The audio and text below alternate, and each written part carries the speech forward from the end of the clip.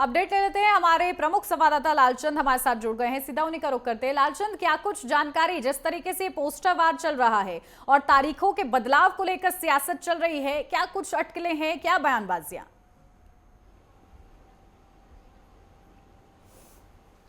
बिल्कुल उन्नति, आपको बता दूं कि उत्तर प्रदेश में 9 सीटों पर उपचुनाव होना है, जिसको लेकर सभी पार्टियां तैयारी करती हुई दिखाई दे रही है। और यही वजह है कि जिस तरीके से 9 सीटों पर उपचुनाव होना है, उसको लेकर पोस्टरवार भी चल रहा है, बयानबाजी भी देखने को मिल रही है। लेकिन जिस तरीके से अगर हम बात करें समाजवादी पार्टी के मुखिया अखिलेश यादव की, तो आज उन्होंने गाजियाबाद से प्रचार प्रसार शुरू कर दिया है। तो वहीं 8, 9 और 11 को उत्तर प्रदेश के मुख्यमंत्री योगी आदित्यनाथ 3 दिन में 9 जनसभाएं करते हुए दिखाई देंगे, जनता से संवाद करेंगे, अपने बीजेपी के प्रत्याशियों के लिए वोट मांगते हुए मुख्यमंत्री योगी आदित्यनाथ दिखाई देंगे। लेकिन इसके पहले से ही बीजेपी जो है यहाँ पर तैयारी करती हुई दिखाई दे रही है। खुद उत्तर प्रदेश के मुख्यमंत्री योगी आदित्यनाथ ने कमान संभाली हुई है और जिस तरीके से तमाम मंत्रियों को भी लगाया गया है, 3 से 4 मंत्रियों को हर विधानसभा क्षेत्र पर जो है जिम्मेदारी दी गई है। जिस तरीके से देखने को मिला कि डिप्टी सीएम केशव प्रसाद मौर्य, ब्रजेश पाठक को भी यहां पर जिम्मेदारी दी गई है और खुद मुख्यमंत्री योगी आदित्यनाथ जिस तरीके से कटहरी के प्रभारी है और वहां पर भी चुनाव होना है, तो कटहरी सीट पर भी जीतोड़ मेहनत बीजेपी करती हुई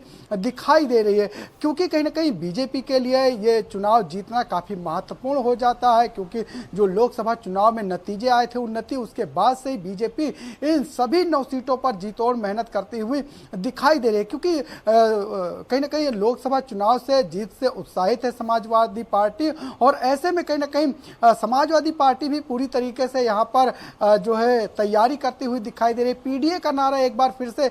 समाजवादी पार्टी लेके चलती हुई दिखाई दे रही है। लेकिन जिस तरीके से बीजेपी की बात करें तो कहीं ना कहीं पीडीए की काट बीजेपी ने निकाली है और इस बार जहां जहां पर भी चुनाव हो रहा है 9 सीटों पर, उसमें से 5 सीटों पर ओबीसी चेहरों को यहां पर जो है मैदान में उतारा है, जिसमें से 2 ब्राह्मण हैं, एक ठाकुर है, एक एससी सीट जो है दी गई है। तो यानी कि ये माना जाए कहीं ना कहीं बीजेपी भी पूरी तरीके से यहां पर जातीय समीकरण के आधार पर जो है प्रत्याशियों को मैदान में उतारा है, क्योंकि बीजेपी सभी सीटों को जीतना चाहती है। यही वजह है कि इस बार जो दलित वोट बैंक है या पिछड़ा वोट बैंक है, उसको अपने बस में लाने के लिए, अपनी तरफ लाने के लिए पूरी कोशिश करती हुई यहां पर दिखाई दे रही है। लेकिन इसी बीच देखने को मिल रहा है कि एक तरफ जहां तारीख का ऐलान हुआ 13 नवंबर पहले जो है मतदान की तारीख थी, लेकिन जिसको लेकर एनडीए ने, चाहे आरएलडी की बात करें चाहे बीजेपी की बात करें, उन्होंने कहीं ना कहीं जो है तारीखों में बदलाव के लिए चुनाव आयोग को पत्र भी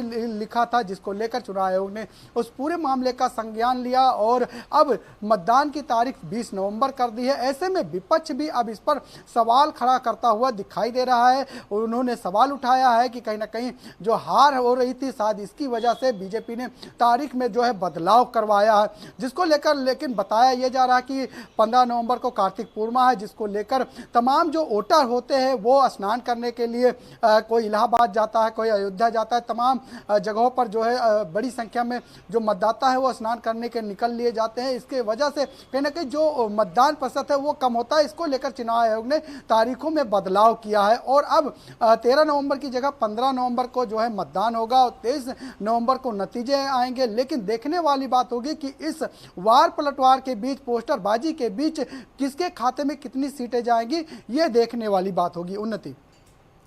बिल्कुल लालचंद, देखिए अब किस तरीके से 20 नवंबर को मतदान होता है देखना महत्वपूर्ण रहेगा। लेकिन इसी के साथ क्योंकि महिलाओं पर भी समाजवादी पार्टी ने दाव लगाया है, जो प्रत्याशियों की लिस्ट सामने आई है, तो एक तरफ बीजेपी ये कह रही है कि वो महिलाओं के खिलाफ कोई भी अपराध बर्दाश्त नहीं करेगी, तो वहीं प्रत्याशी जिस तरीके से उतारे गए हैं 9 सीटों पर, कैसा ये मुकाबला समझा जा रहा है और महिलाओं को लेकर जो दांव चला जा रहा है वो कितना कारगर साबित हो रहा है?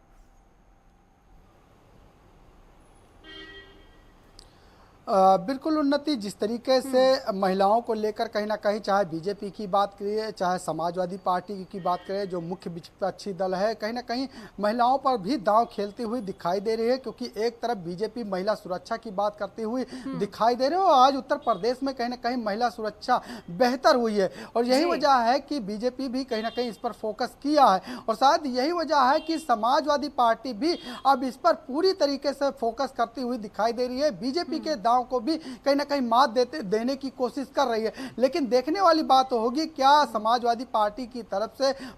महिला कैंडिडेट उतारने का उसको फायदा मिलता है या नहीं, ये देखने वाली बात होगी। लेकिन हाँ, ये जरूर कहा जा सकता है कि बीजेपी कहीं ना कहीं समाजवादी पार्टी की काट लगातार ढूंढती हुई दिखाई दी, क्योंकि लोकसभा चुनाव में जो पीडीए का नारा था उसको लेकर समाजवादी पार्टी आगे बढ़ी और उसको फायदा भी हुआ। और अब उसके काट को लेकर कहीं ना कहीं बीजेपी भी कहीं ना कहीं यहाँ पर जो है ओबीसी वोट बैंक, क्योंकि सभी सीटों पर ओबीसी वोट बैंक ज्यादा है, ऐसे में बीजेपी किसी भी प्रकार से जो है ओबीसी वोट बैंक को नहीं खोना चाहती। यही वजह है कि 5 बड़े चेहरे जो है बीजेपी ने जो है ओबीसी के उतारे हैं, जिससे कि जीत हासिल हो सके। फिलहाल जिस तरीके से उपचुनाव होना है, इसको ये भी माना जा रहा है कि 2027 के विधानसभा चुनाव को लेकर ये सेमीफाइनल माना जा रहा है, क्योंकि बीजेपी के लिए काफी महत्वपूर्ण हो जाता है ये सीटें जीतना, क्योंकि पहले भी 5 सीटें बीजेपी के पास रही है, 5 समाजवादी पार्टी की रही है। लेकिन कहीं ना कहीं देखने वाली बात होगी कि इसमें 9 सीटों में से कौन जो है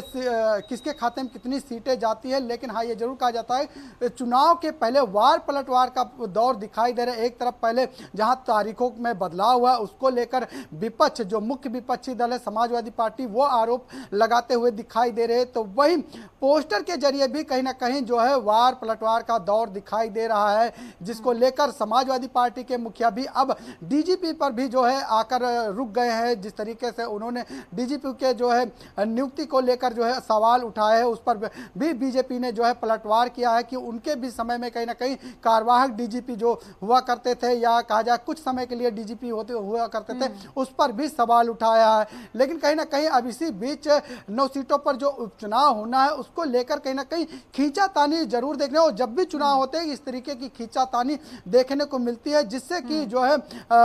अपनी तरफ जो है कहीं ना कहीं मतदाताओं को खींचा जा सके। फिलहाल मतदाता जागरूक है, देखने वाली बात होगी कि मतदाता किसके तरफ बड़ी संख्या में जाते हैं और किसकी कितने सीटें आती है। लेकिन यहां पर उपचुनाव को लेकर जरूर यह कहा जा सकता है कि 2027 के चुनाव को लेकर सभी पार्टियां यहां पर जोर आजमाइश करती हुई दिखाई दे रही। फिलहाल कांग्रेस भले ही चुनाव नहीं लड़ रही है, लेकिन समाजवादी पार्टी का समर्थन करती हुई दिखाई दे रही है। आम आदमी पार्टी भले ही उत्तर प्रदेश में उसकी जमीन ज्यादा नहीं है, लेकिन कहीं ना कहीं आम आदमी पार्टी भी समाजवादी पार्टी का जो है इंडिया गठबंधन को जो है समर्थन देती हुई दिखाई दे रही है। फिलहाल एनडीए की बात करें, जो बीजेपी है, तो आरएलडी की एक सीट पर जो है चुनाव मीरापुर से जो है आरएलडी लड़ती हुई दिखाई दे रही है। फिलहाल निषाद पार्टी अपना दल एस ने भी जो है बीजेपी का समर्थन किया है और उनके पक्ष में बिल्कुल। जो देखिए है कहीं ना कहीं अब जिस तरीके से प्रसार पोस्टर करते के हुए जरिए दिखाई महानायक दे रहे एक दूसरे को बताया जा रहा है, लेकिन असली महानायक इस उपचुनाव में कौन निकल कर बाहर आता है ये देखना महत्वपूर्ण होगा। बहुत शुक्रिया लालचंद आपका तमाम जानकारी के लिए।